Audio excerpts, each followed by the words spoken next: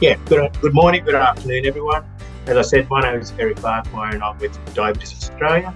Welcome to our quarterly forum for the Aboriginal and Torres Strait Islander health professional workforce. So I'll remind you about the forum being recorded. So these latest forums have been organised in conjunction with the Australian Diabetes Educators Association, EADA, and today we're joined by Fleur Kelly, who has recently joined the organisation. For those who've been on the previous forums, you'll remember Reese, who sort of organised people like our speakers today. So Fleur is stepping into his shoes as he's gotten employment in other places. So now, as is my habit, I'm a real nasty person sometimes. I'm going to ask Fleur to start us off with the appropriate commencement statements. So, Fleur, I'm just going to pin you and you're going to unmute yourself and welcome, Fleur. Thanks, Eric. Thanks so much. It's great to be here. Hi, everyone. I'm Fleur Kelly. I'm a registered nurse, credentialed diabetes educator. My people come from Ireland and the UK and emigrated here a generation ago. And like the colonisers, took what was not theirs to take. So I would like to acknowledge the traditional custodians of all of the nations we are coming from today and their elders past and present. The land I work and live on and the surrounding lands and waterways belong to the Gubbi Gubbi and Jinnabara peoples. I acknowledge their continuing hardships as a result of colonisation and the resilience of their elders past and present who guide their peoples on a healing journey. And I pay my utmost respect to Aboriginal and Torres Strait Islander healthcare providers here today who provide expert support and care for their clients. So thanks, everyone. It's great to be here.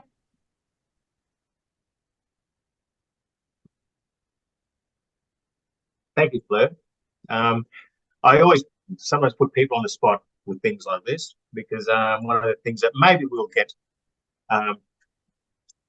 talking about, Heather, up to you, is about things like that, our role as non-Indigenous health professionals, people like me and Fleur, and the acknowledgements that around the things that Fleur just talked about her own background and trying to make an acknowledgement a little bit more meaningful and less sort of scripted and totalistic. So thank you, Fleur, for that.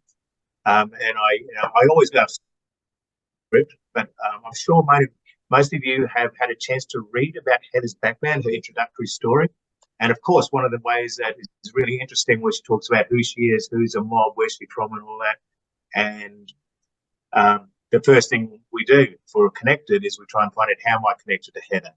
Who do I know in Darlington Point or Griffith or in that part of New South Wales? So I'm glad that you introduced yourself that way, Heather. And I'm sure that many people had a bit of a diary to find out, okay, who's Heather, who's the family, who's the Smiths, who's the Gibsons down that way. I know I did, so even as a non-Indigenous person, but with connections.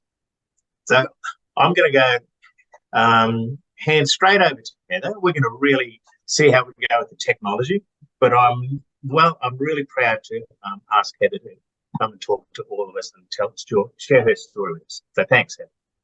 Thanks. Okay, so all right. Hello, everyone. I'm hoping I'm doing this correctly. I'm not overly familiar with presenting, but in this sort of forum. But I'm currently sitting here at Awabakal, which is in Cardiff, Newcastle.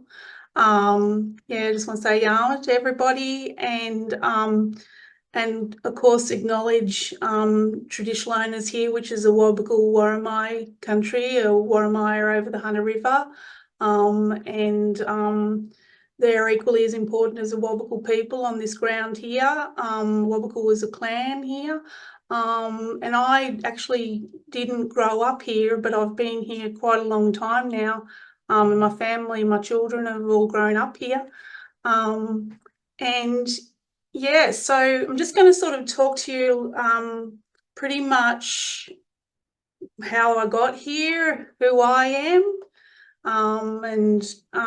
really the gist of what I'm saying is I'm hoping to the Aboriginal workforce especially to really think about always learning more about diabetes and especially chronic disease overall, but considering becoming a credentialed diabetes educator, it's got a really important function within an Aboriginal medical service, which is where I work here in Newcastle. So just the overview, about becoming a CDE, a Credentialed Diabetes Educator at Awabakal. How here at Awabakal we work in an integrated team environment, and how we have managed to bring aged care services into chronic disease and pretty much amalgamate that into our approach for a lot of our older people, and it's been quite a big win for us, and I'll go into talking about that. Just briefly touching on the 8 ways of learning for our people, and then of course talking about our Aboriginal workforce and sort of a little bit of an evolution of that, and some parts of that too, as we now have a social emotional wellbeing team, which is great for us and great for an AMS, and how we try to develop some partnerships and how that plays out as well for us. I guess I don't really like talking about myself a huge amount. I'm a fairly shy sort of person, I guess, in some ways, and then sometimes I can get outrageous. But so talking about my story. Okay, so I've been a nurse for a long time. I started nursing back in the day in 1985, and most of my career took off where I was very into surgical nursing and things like that, and then I naturally just started getting much more interested in working with mob, and I was doing community nursing for a very long time, and a lot of, like most of us, a lot of who I am comes from my family, and my family is no more unique than anyone else, but the core of who I am was this man that you can see here who, just chokes me up to see him every day, to look at him. I have a little sort of like shrine in my house to him because he's really nothing short of amazing to me. He was born one of the last people to be born in Warangesda Mission at Darlington Point, which is not his true country. He's a Smith and a Gibson, but the Gibsons, they were more from out Lake Cargelligo ways. But they, of course, walked all that country around there, and then at one point they did enter into the mission.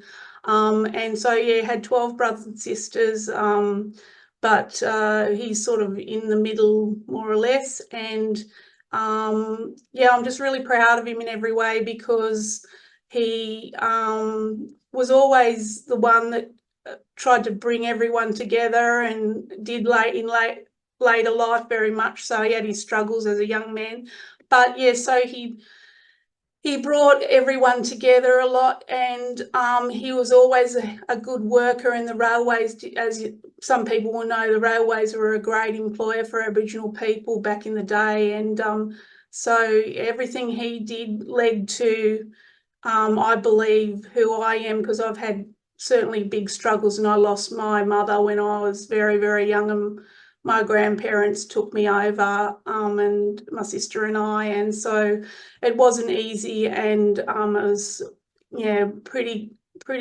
wonderful that I was able to get through my life with him backing me all the way, and he was very proud of me being a nurse, although I think at the time a lot of family were not proud of that. As you know, like with our people, sometimes nurses weren't viewed in the most positive of ways. And then, like, I ended up later in life, this picture you can see here is at my house here. He's really proud of me that I was able to get my own home, which no one had ever sort of had, and that's us. And it kind of shows, my super respect for him, and he drives me inside my head every day about everything that I do which sounds pretty weird, I guess, but a lot of people will understand that, I hope. Yeah, so that's that.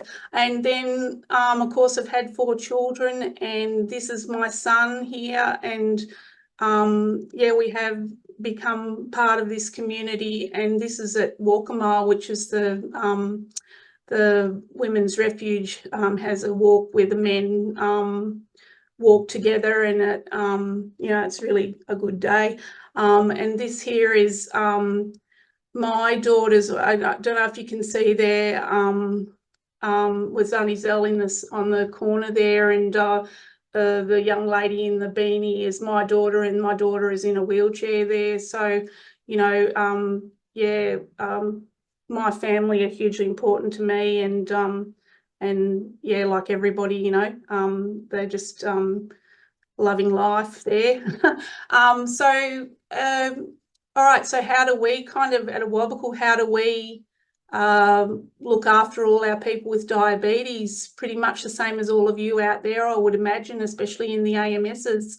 And we have that multidisciplinary team. Some of the things that we've been able to do are, like, for example, through the University of New South Wales, we did this Falls program, which was really good. I'd recommend to anyone called Ironbark. And so we've had opportunities to do things like focusing on, in this instance, it was about wearing the right shoes, diabetic foot care, and then how that leads into falls prevention. And we've got some good allied health people.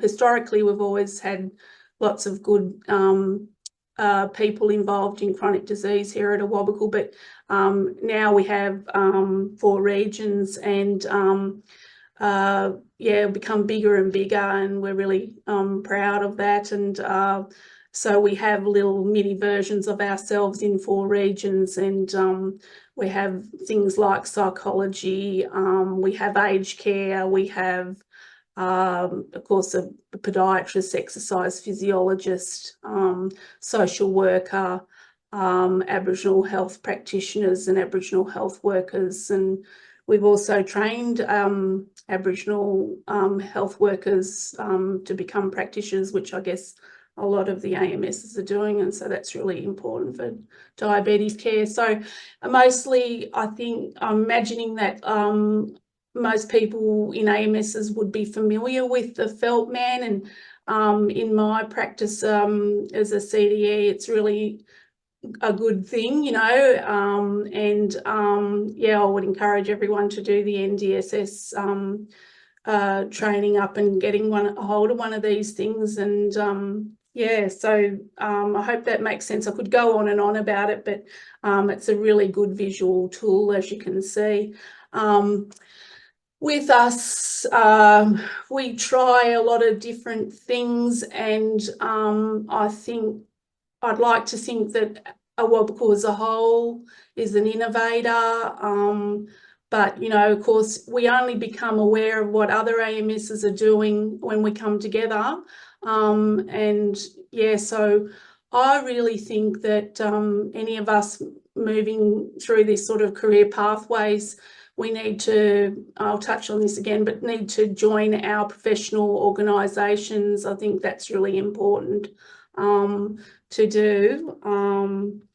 Yeah, so going back to, I was sort of touching lightly on the 8 ways of learning. I hope that people already have a grasp of this, because it's a bit quick for this forum, but I think for us as diabetes educators in an AMS, it's perhaps something that you just naturally and organically do, but you do need to consider this. And I would, if you haven't heard about it, I think I'd Google it. You know, there's lots of good information out there about this, because, you know, our people are very experiential visual learners, and yeah, so like try to incorporate that into all of our practice. I veer away a little bit from huge amounts of handouts and things like that. I think we're all pretty aware not to overwhelm our people with a lot of that stuff. A lot of it needs to be, I sort of feel like I'm talking about the very basics that everyone's going to know, but I'm just, you know, just touching lightly that it just, yeah, a yarn is just as important as going into the huge nitty-gritties of, you know, complications of diabetes. It needs to be done opportunistically, but in consideration of these ways of learning.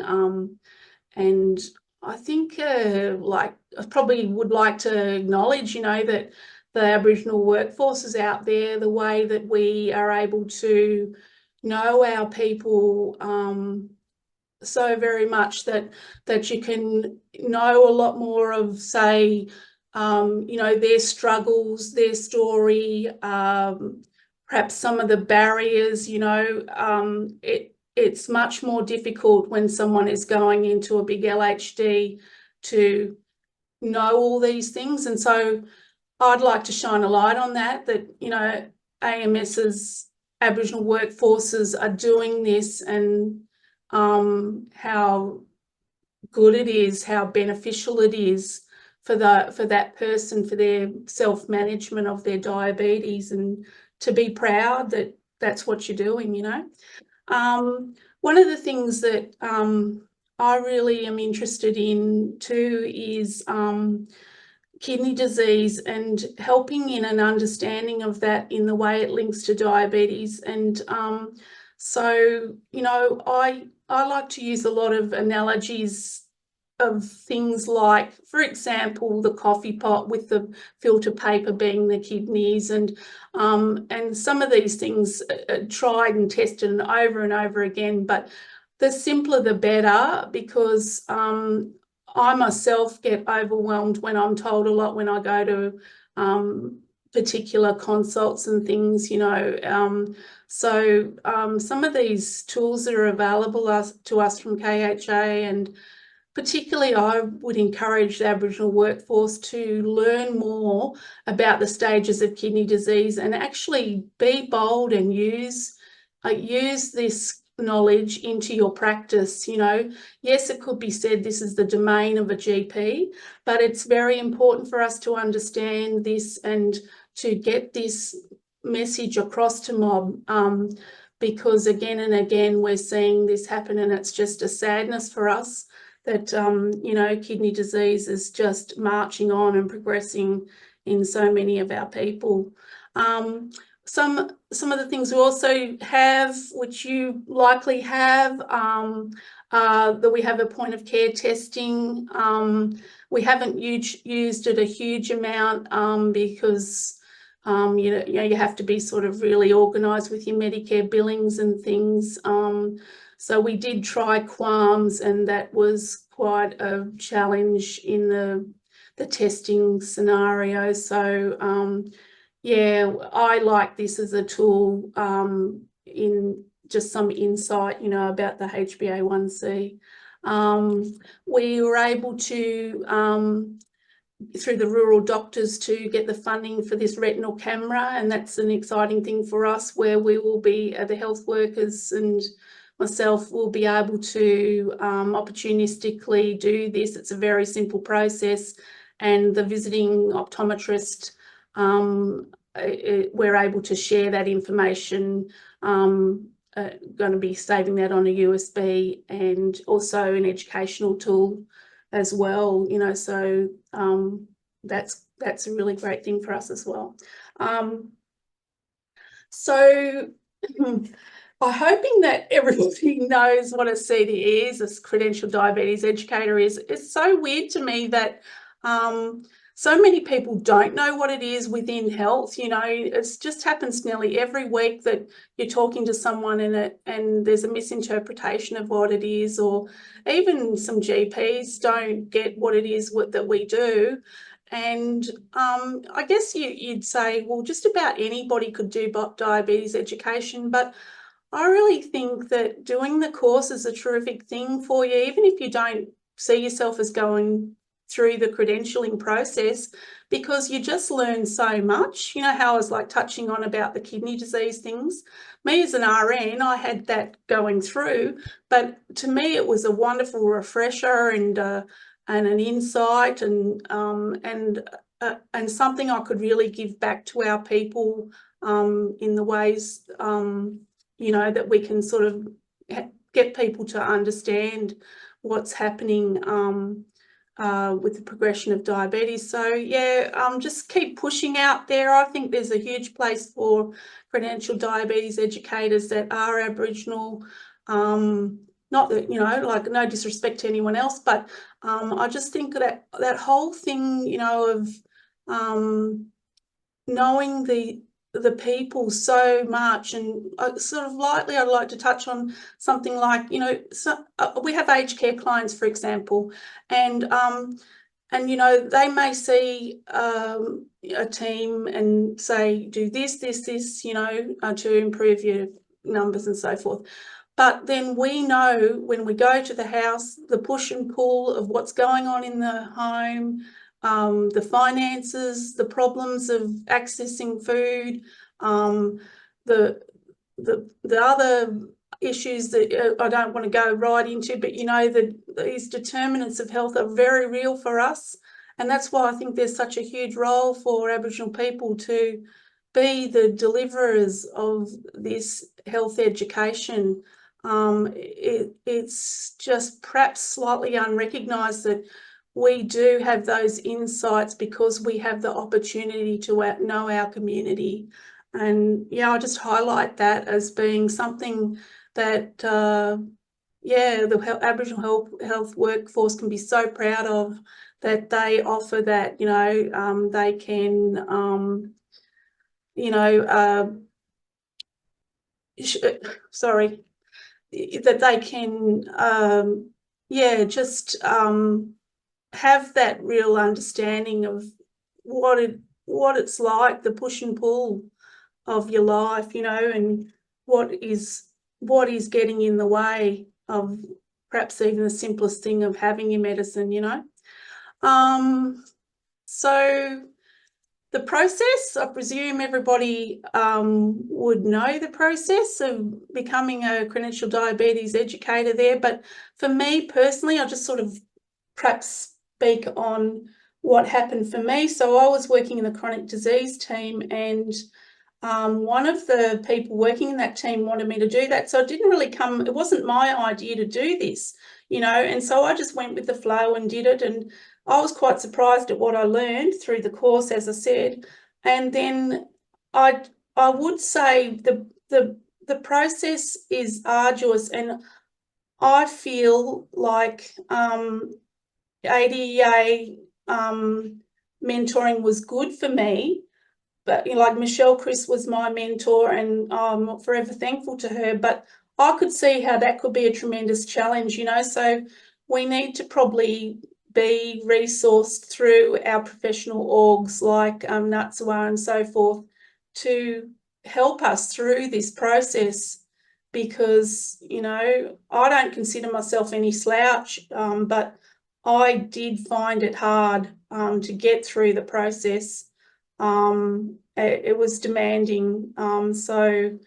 And afterwards, you know, you do still have to keep up your CPD and everything like that, which is just a given and natural, but it's something you do have to commit to. So, you know, you don't, I mean, don't want to be too full on, but you can't come at it too lightly, because you do have to keep doing it every year, doing the CPD and doing the re-credentialing, you know, and just be aware of that. I would encourage just to talk to as many people that have been through the process as you can, and yeah, and your mentor.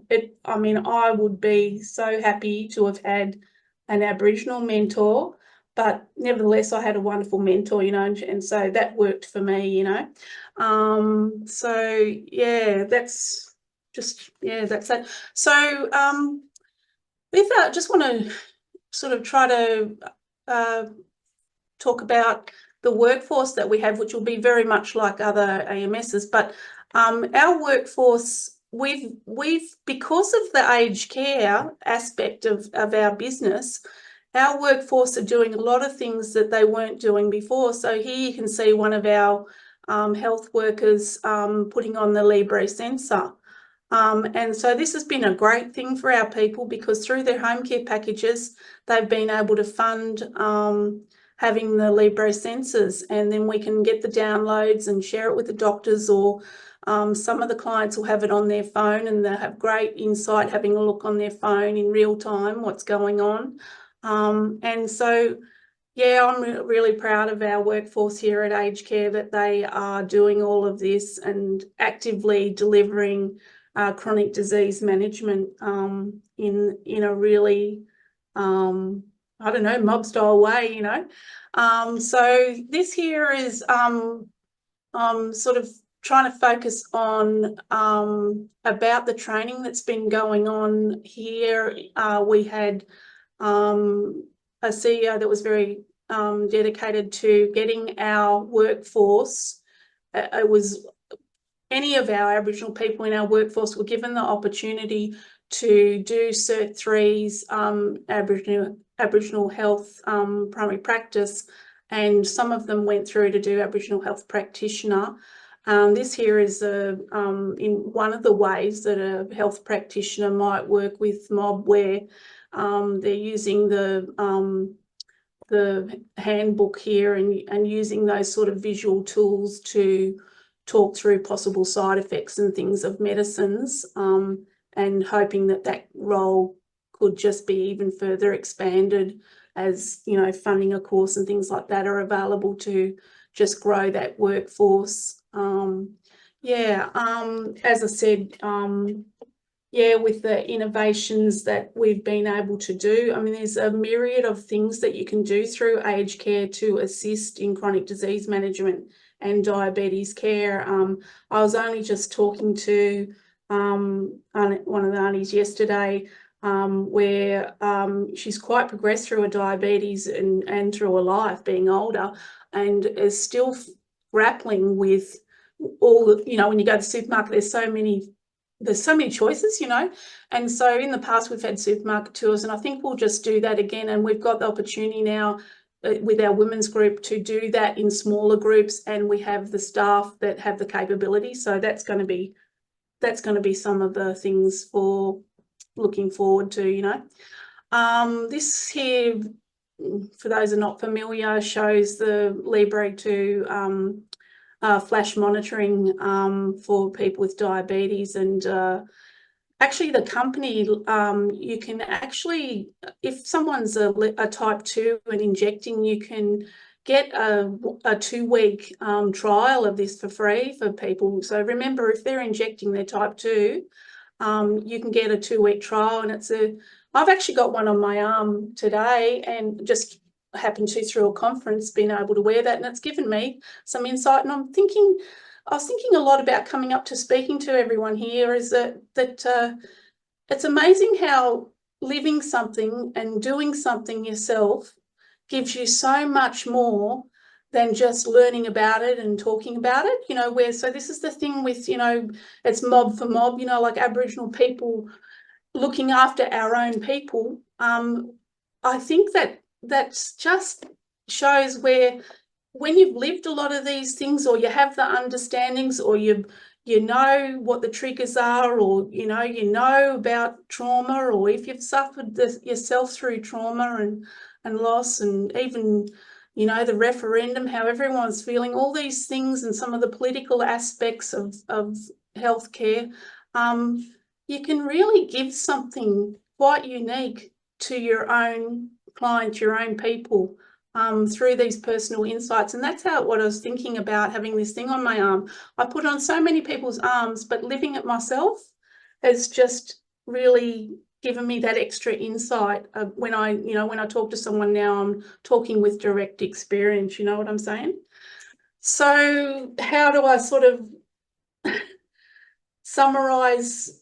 Sounds like I'm, you know, sort of like, you know, loving ourselves here, but yeah, we are proud of what we're able to do through aged care, and that's part of my role as a CDE. So Yeah, so I'm looking after the chronic diseases. The health practitioner is too, the diabetes care.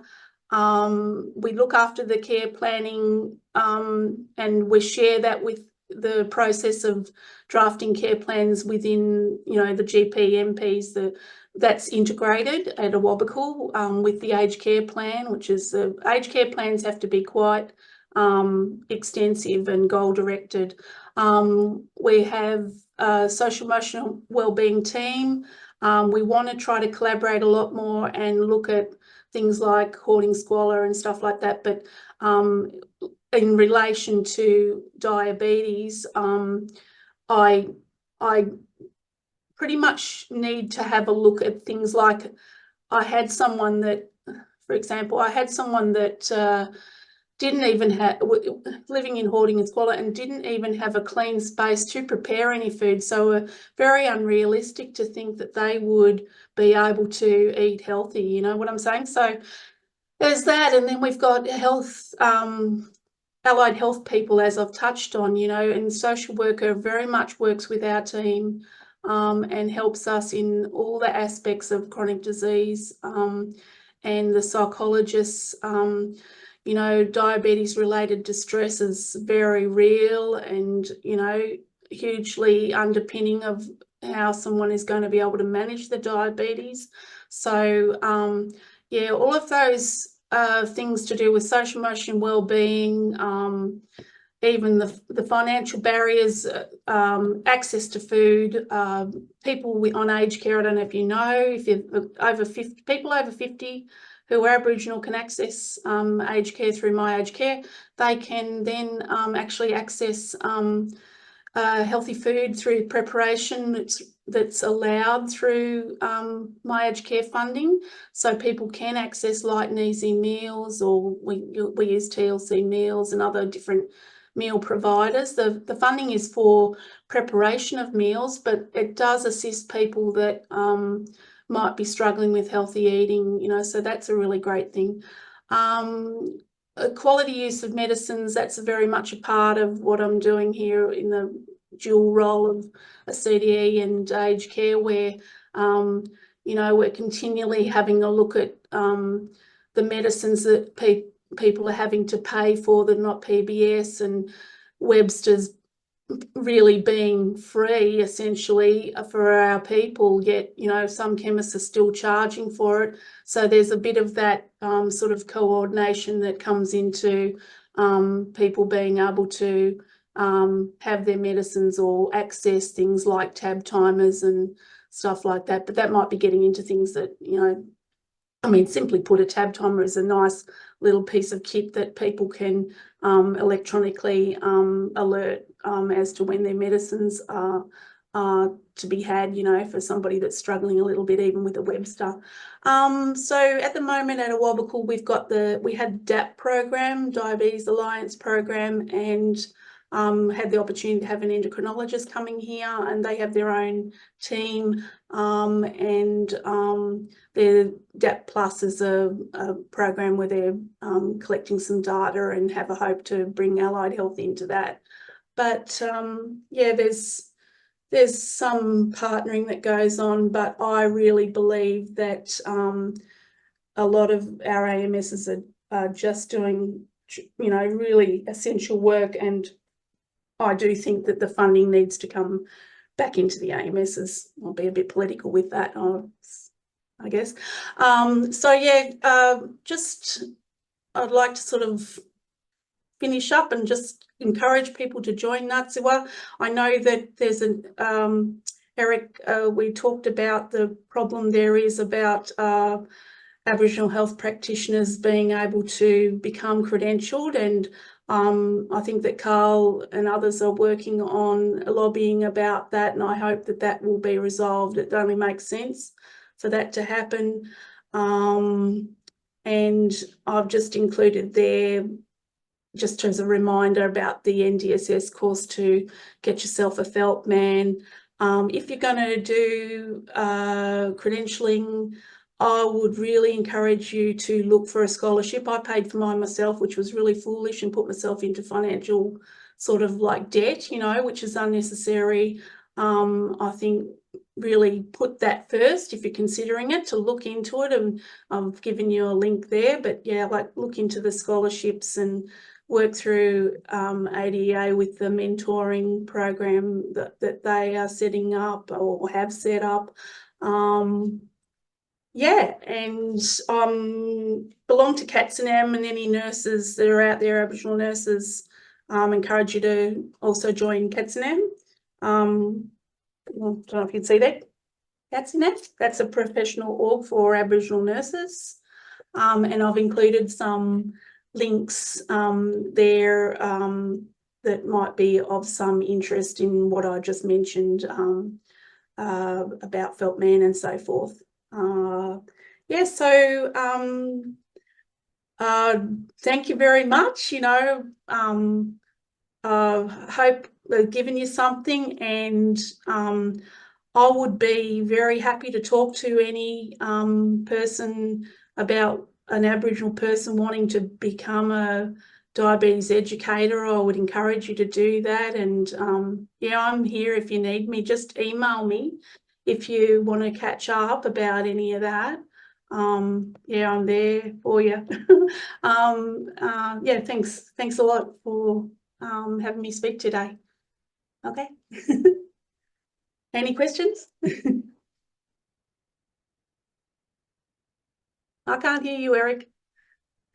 I've just pinned you, Heather, so we're good here on the screen. Yeah. But I just want to share with everybody that as we're leading up to this, Heather was really worried about I'm not really very good at talking, and geez, all these people, what am I going to say and how am I going to do it? And it's pretty obvious once you've got you're passionate about what you're talking about, it just flows on, doesn't it? Yeah, you don't even know what you talked about. I mean, it's not. I know some people will probably script it, but hey, I can't do that. I hope I didn't go off on tangents. It's 24 people logged in, and I'm hoping that there are some people out there who's a little bit inspired. I know I am, to go down that path of following on further studies and postgraduate area in diabetes education. And particularly, I know that people like myself and Fleur, as non-Indigenous allies, we know we have a place. There's nothing like mob, by mob, for mob, teaching mob, which we hope that people hear that message, because you bring something that no one else can bring. I'm quite happy while we've got time. So, okay, here's a message from Miranda. Do you need to be a nurse to become a CDE, or is it possible to be a CDE with an Aboriginal health practitioner qualification? And I did see a message from Grace Ward to everyone about Aboriginal health practitioners can apply. Miranda, are you happy for, I'm just going to put Grace on the spot now, are you happy for Grace to try and answer that, since she dived herself in by showing she knows a bit about what's going on there? Yeah, that'd be great. Thanks. There you go, Grace. You're going to have to unmute yourself first. And I didn't want to put that video on either because I've been real slack today. Yes, Aboriginal health practitioners can apply to become to undertake the CDE course. I work at UTS, so I'm going to give them the big shout out, because the course coordinator there, Shannon Lynn, is and the teaching staff, and I'm part of that teaching staff, are very supportive of all the Indigenous students who undertake the course. So we have 2 health practitioners who are graduating this year, and after a long fight with the ADEA, they are eligible to be credentialed. So they will undergo the same process as every other, diabetes educator who has completed the course. So the 2 health practitioners, one that Eric and Fleur know from Mount Isa, and the other one is from Tennant Creek.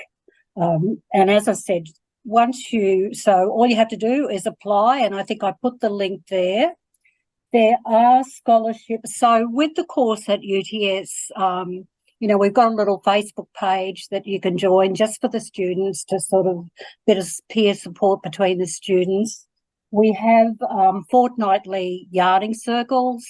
So that's usually run by me just to, support and for everybody to talk about how they're going. There are scholarships available. So all the students, Indigenous students who have are in the course now, have had scholarships available to them. So once you apply, and then you have to, it's sort of depending on how many scholarships there are, but ADA have given a lot of scholarships to people, have produced a lot of scholarships, or whatever the word is, and there are a couple of private scholarships as well. So encourage you, and so just email me if you want any more, or have a yarn. Actually, I just finished on the phone with someone from the Hunter Valley who works in one of the Aboriginal Medical Services who has enrolled for the course next year. So very supportive at UTS for all the students, and happy to take any questions about it. There is a question from Susie Warren. How long does it take to complete the whole process? Okay, so we are encouraging people and to do it over a 2-year period. The scholarship will cover that 2-year period. Most people do it in 12 months, but, I think we recognise when you're working, you've got a family, there's all those things going on, to do it over that 2-year, the 2-year period. But you can do the whole 4 units. So there's 4 units, and you can do the 4 units in the first 12 months. Thanks, Grace. Sorry. Sorry, I just put Grace's email address there for everyone. Bombard her with emails. She's only happy. Heather, thanks for introducing the topic, because and the fact that you've gone through the process. Yeah. Thanks, Grace, for being here. Fleur, you were adding something?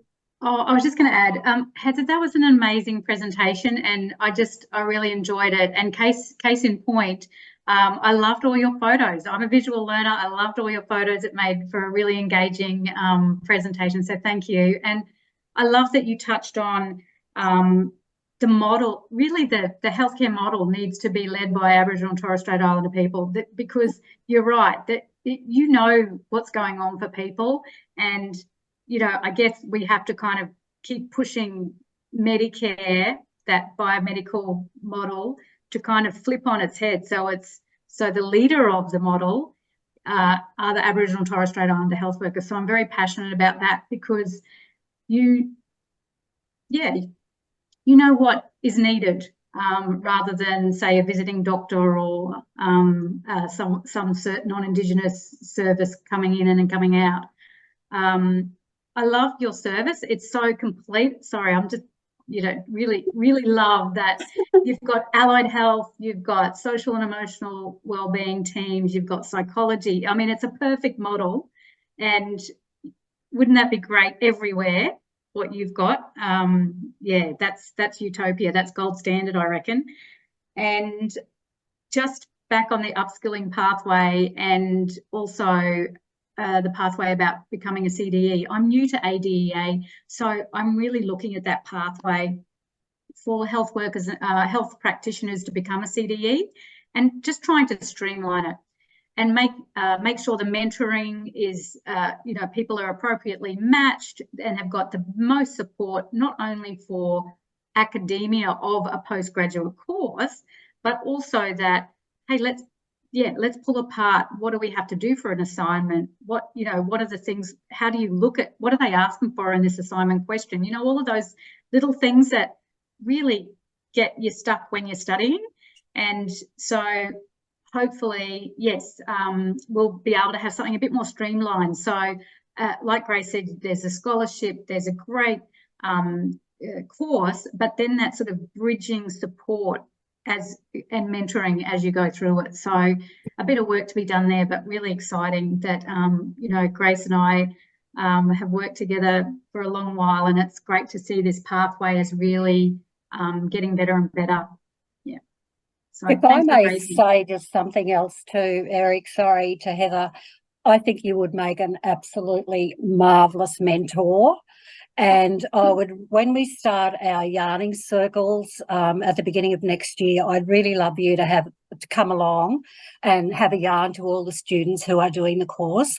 I particularly noted how you said it was an arduous course, and you know that's one thing that I think that anyone starting the course has to recognise, that it is a postgraduate course, and even though you get heaps of support, it's not going to be easy. And one of the other things I've noted with the students, so anyone, you know, thinking about it, I know a lot of the students have trouble with the academic writing, which is something Fleur and I've talked about getting, you know, support and help for them before they start the course. But, you know, would love to have you come on and just help the students with your journey. So we'll be sending you out an invite. Thank you. Yeah, I'm happy to. Yeah, thank you. Well, you can't say no. Yeah, because I'm only around for I'm 60 now, so I'm like, you know, not going to be around that much longer.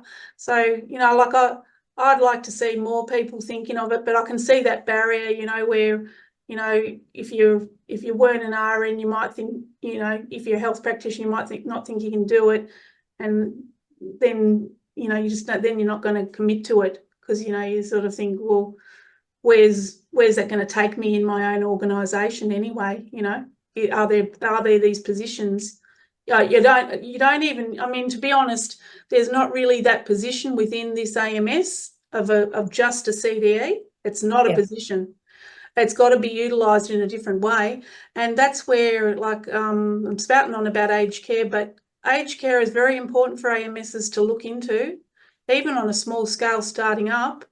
One of my colleagues has just been to the NACHO, a workforce forum in Orange, and it is happening, you know, where a lot of these AMSs are doing aged care, and it's a great thing if it continues the model that it is for Aboriginal people over 50 to be able to apply for these, especially packages. You know, it gives them quite a potential to not just in diabetes, but chronic disease, you know, have opportunity to buy a CPAP or put a sensor on your arm, or even be driven to appointments when perhaps the AMS can't handle it within the funding they've got. You know, it gives access to chronic disease management in a way that probably the government didn't intend, but there it is, it's there. You know, so if any of the AMS, you know, the managerial people, I think they should consider it, trying to run aged care out of an AMS, and then a CDE does fit with that whole thing. I believe that's my take on it anyway. Yeah, because otherwise, you know, like there was never a role here for a CDE. I think they did try a CDE once, but you have to, you know, it's got to be driven with the billings, you know, and when, to be perfectly honest, when a GP does their EPCs, they're not always thinking of a CDE within the EPCs. They're giving 2 to podiatry, sometimes, you know, 3 to an ex-phys, or, you know, 2 to an ex-phys and 1 to a physio. CDEs are not getting a look in with any of that. That's in real terms what's happening in, you know, the primary health model. So how do you pay for a CDE? That's another whole question for us to nut out. You know, within an AMS, how do you pay for one? That is a real problem. Yeah. But young people naturally they're going to put all this effort in. They're going to want to be paid better, you know, so it's a real thing, you know, it's got to happen. It does give good care, I believe. It gives good care. You know, we've already got a health practitioner here that acts in a very similar role to me, you know, and, you know, he's like a sponge. He just learns everything by just, you know, being around. And I've been around such a long time, you know, that I'd love him to step in. But I think that he looks at that process and gets worried about it. You know, I would too, because it's a lot in your life, you know, leave your children and go residentially to a course and things, and online courses frighten a lot of our people. They don't like it. So these are all things that should be, maybe the courses could be modified. I don't see why not. I did work at TAFE as a teacher for Aboriginal primary health, and it's very fixed, you know, even within TAFE, you know, that you must do it as a Moodle course. It doesn't suit everybody to do it like that. And then you're losing a lot of good people that could be doing great work in, you know, furthering their careers because they don't want to do a Moodle course. It needs to just be modified a little bit. Can't be so, you know, like straight boxes. You must do it like this. You know, TAFE itself could, you know, look at that and modify what they do for Aboriginal people to be able to take their place. Thanks. Anyway, I can see that. Sorry, I'm getting on my soapbox now. I thought we would have a lot of time left, but now we're running out. I do see Fleur has put in the chat box a link to an e-learning program that her and Grace had worked on previously, and it's a really good pathway if people are considering going to study as an Aboriginal health practitioner, to doing that first and sort of whetting the appetite a bit and getting a bit used to sort of the type of terminology and language that you'd be studying. But also like to acknowledge how you brought up Tyson Younger Porter's work in 8 Ways Learning. And it's something that is a particular Aboriginal concept of looking at how we learn and how we interact with things. I mean, it's an Aboriginal gift to the rest of the population, because some of those things, like Fleur even mentioned, are visual learners. So many people are visual learners. You referred to the use of the felt man to describe how diabetes works. I'm just going to segue into that and introduce our colleague Amy Townsend, who's just started work in Diabetes New South Wales ACT, and probably will hit the road soon, hit Newcastle and Sydney and all areas based out of, I'll let Amy few things, but we've built on the good work of Diabetes Victoria with Feltman. We've got a new magnetic banner which is being used, which tries to incorporate those things that Tyson talks about in his 8 Ways Learning. So we started using that in Queensland. I can see Henry and the team in Thursday Island Pharmacy. So they've got the tool in the pharmacy that is used to show people, very much like the Feltman, about how diabetes works. And I'm looking forward to working with Amy, and hopefully you two will connect sometime as she starts delivering those programs. Amy, really quickly from you. Put you on the spot, don't I? Straight away. Hi, everyone. Yes, so for those that haven't met me, or I'm Amy Townsend, so I'm a proud Gamilaroi woman. I'm located out in Walgett. I have met you before, Heather. I've come from the Ironbark project. Yeah. So that was quite exciting to see the mention of Ironbark.